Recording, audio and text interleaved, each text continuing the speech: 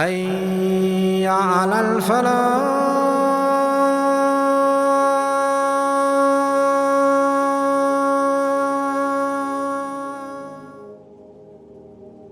Sins have such foul, harmful effects on both the heart and the body in this life and in the hereafter, the extent of which only Allah knows.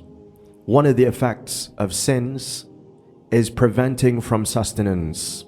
A hadith in Al-Musnad states, "Verily, the servant is denied sustenance because of a sin he commits, just as fearing Allah and obeying Him draws sustenance.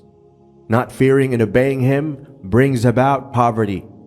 Sustenance from Allah has never been sought with anything like the rejection of sin." Another effect is a type of gloom, estrangement, and loneliness the sinner feels between himself and Allah that cannot be matched by any type of pleasure. If all the pleasures of this world were gathered together for him, they would not match this gloom. Another effect is the estrangement and the alienation that arises between the sinner and other people, especially the righteous amongst them. Every time this alienation gets stronger, the sinner goes further away from them and from gathering with them, and is prevented from the blessings of benefiting from them. He gets closer to the party of shaitan, commensurate with his distance from the party of Ar-Rahman. The estrangement gets so strong that it takes over until it comes between him and his wife, children, and relatives, and between him and his own soul, such that you can see him alienated from himself. One of the foul effects of sins is that the sinner's affairs are made hard for him, such that he does not pursue any matter except that he finds it closed off to him or finds it difficult to achieve. This is because just as Allah makes matters easy for whoever fears and obeys Him, He makes matters difficult for whoever abandons fearing and obeying Him. Sins reduce the sinner's lifespan and wipe out its blessings without fail, just as righteousness increases one's lifespan. Sinfulness reduces it. One of these effects is the real darkness a sinner finds in his heart. He senses it like he senses the darkest night, such that the darkness of sin becomes to his heart like the physical darkness to his eyes. For indeed, obedience is light and disobedience is darkness.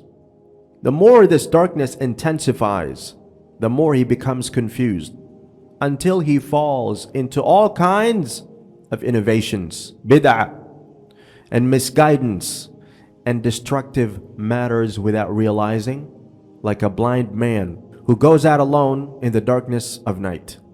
This darkness can intensify until it appears in his very eyes, that intensifies even more until it covers his face and becomes a blackness which everyone can see on him. Abdullah ibn Abbas said, "A good deed brings illumination on the face, light in the heart, increase in sustenance, strength in the body, and love in people's hearts.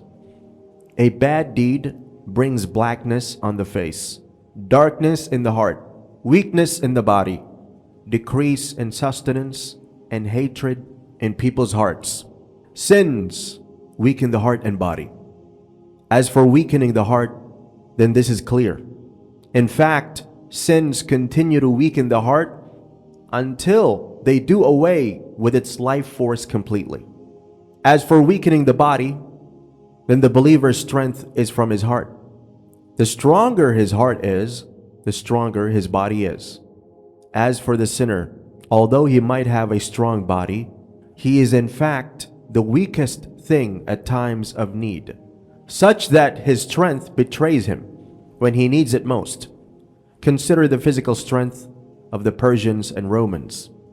How it betrayed them when they needed it most, when they were defeated by the believers through the strength of their bodies and hearts. Sin sows its own likes and gives birth to more sin until it becomes very difficult for a person to part from it and come out of sinning. As some of the Salaf said, one of the consequences of a bad deed is another bad deed after it. And one of the rewards for a good deed is another good deed after it. So when a person does a good deed, another one besides it calls, "Come and do me as well." If he does it, a third calls out the same, and so on, such that the profit is multiplied and the good deeds increase. The same is true of bad deeds, until obedience or sin become fixed qualities and strong talents within a person. If a righteous person were to give up deeds of obedience, he would find himself constrained and the world constricted around him, and would feel like a fish out of water until he returns to those deeds. Then he would find relief and pleasure. Likewise, if the criminal, the sinner, gave up sin and turned to obedience, he would feel constrained and disturbed until he returns to sin. So much so that many fasiq people commit sins without actually deriving pleasure from them and without any cause save the pain they feel when they part from the sin. One of the effects of sin, and it is one of the scariest for a person, is that it weakens the heart's intentions, such that the intention to sin intensifies and the intention to repent weakens gradually until it is totally removed from his heart. So much so that if half of him were to die, he would not repent to Allah. He makes much istighfar and false tawbah in words, while his heart is firmly bound to the sin, persisting upon it, firmly resolving to do it again whenever he can. This is one of the most serious illnesses and one of the closest to doom. One of its effects is that the repulsiveness and disapproval of sin is taken away from the sinner's heart until sin becomes a habit for him, after which he does not even mind anyone seeing him doing the sin, and neither them talking about him. To the worst sinners, this is the ultimate impudence and greatest enjoyment, to the extent that they will boast about their sin and tell those who didn't know about it, saying, "Oh, so and so, I did this and that." These type of people are not pardoned, and the path to repentance is blocked to them, and its doors are in most cases shut to them. The Prophet ﷺ said, "All of my ummah may be pardoned, except those who publicize sin." And it is from publicizing sin that Allah covers the sin of a person, and then he exposes himself saying, "Oh, so and so, today I did such and such." So he exposes himself, although he spent the night covered up by his Lord. Sin is a cause of a person becoming debased in front of his Lord and fallen in his sight. Al-Hasan al-Basri said, "Belittled were the sinners to Allah, so they disobeyed him. For if they were valued by him, he would have protected them from sin. And if a person becomes debased in front of Allah, there is no one to honor him, as Allah subhanahu wa ta'ala said, and whoever Allah belittles, there is none to honor." Even if people exalt the sinners outwardly, out of some need they have for them, or out of fear of their evil, the sinners are in fact the most debased creatures in people's hearts. A person can continue to commit a sin until it becomes disregardful and small in his heart, and this is the sign of his destruction. For the more a sin is reduced in the sight of a person, the more grave it becomes in the sight of Allah. Al-Bukhari mentions in his Sahih from Ibn Mas'ud that he said, "The believers sees his sins as though he were standing at the foot of a mountain, fearing that he would fall upon him, whereas the sinner sees his sins as a fly that lands on his nose, and which he merely waves away. Other people and animals are afflicted by the misfortune of the sinner's sins, so that he and others are all scorched by the evils of sin and injustice. Mujahid said, the beasts curse the sinners amongst the humans after a harsh year, when the rains are withheld, and say, this is because of the evils of the sins of the children of Adam. Ikrimah said, the beasts of the earth and its creeping animals, even the scarabs and the scorpions, say, we have been denied the rains because of the sins of the children of Adam. So it is not enough for the sinner to receive the punishment of his sin until he sustains on top of that the curses of those who have no sin.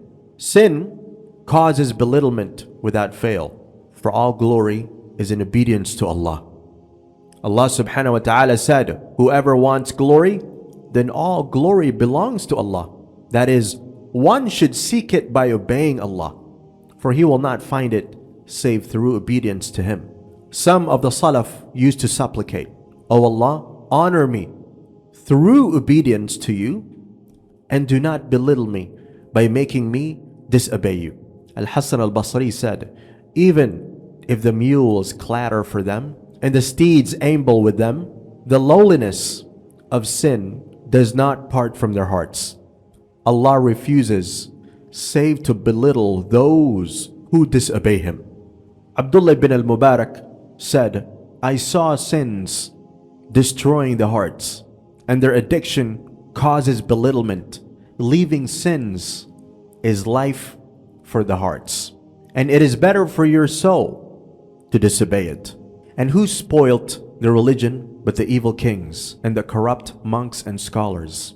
Sins spoil the intellect, al-aql, for the intellect illuminates the way, but sin extinguishes its light without fail.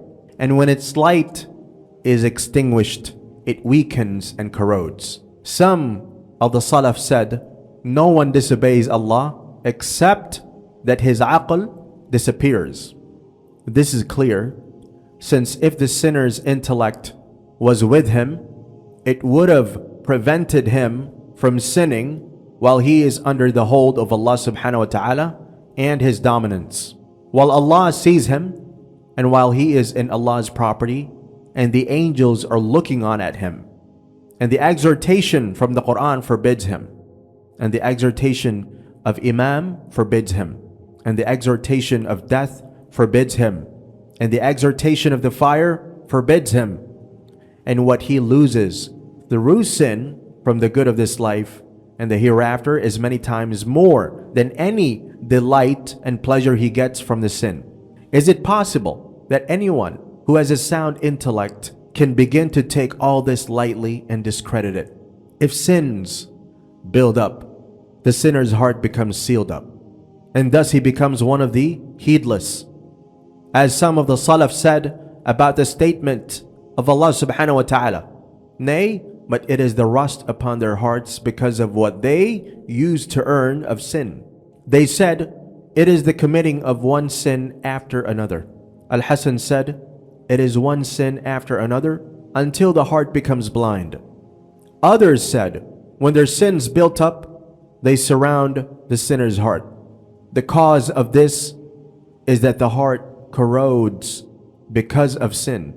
If this builds up, it overcomes the whole heart until it becomes rust, and then becomes even more confounded, until it becomes a lock and a seal. The heart thus becomes totally covered up. If this happens after a person's heart has been guided, it turns around and becomes overturned, and when this happens, its enemy, shaitan, takes over and leads it wherever he wishes.